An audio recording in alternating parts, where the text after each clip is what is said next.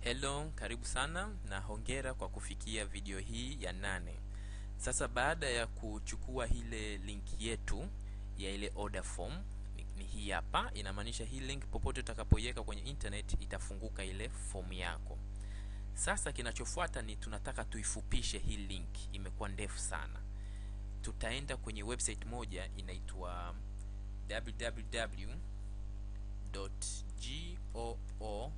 www.goo.gl.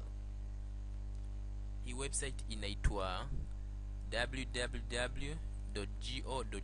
Tutaenda kwenye hii website, itatusaidia kufupisha hii link iwe fupi ili tuweze kuitumia kwa urahisi zaidi.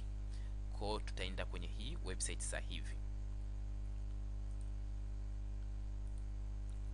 Baada ya kuingia kwenye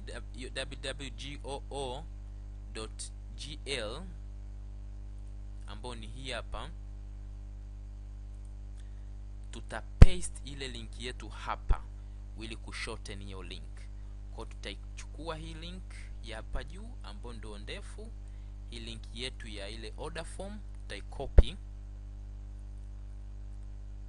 alafu tutarudi kwenye ile website tulioingia, tutaipaste hapa, alafu tuta click shorten URL, hii button hapa una click. Ukisha click itakupa jibu lake hapa. Kwa utaicopy hii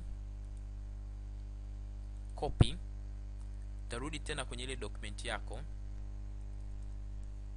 utaipaste hapa.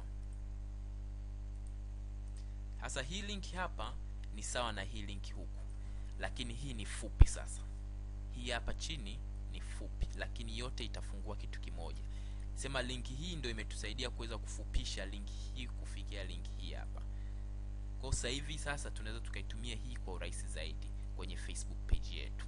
Kwa kinachofuata ni kwenda kufungua ile Facebook page uliyoitengeneza na kuweza kuiweka hii link katika sehemu ambako wateja wako ama watu watakaoingia kupitia Facebook wataweza kuiona kiurahisi.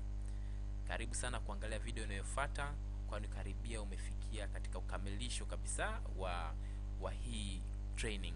So hongera sana sana sana, na I hope umeelewa na understand vitu vingi sana kwa urahisi. Karibu sana.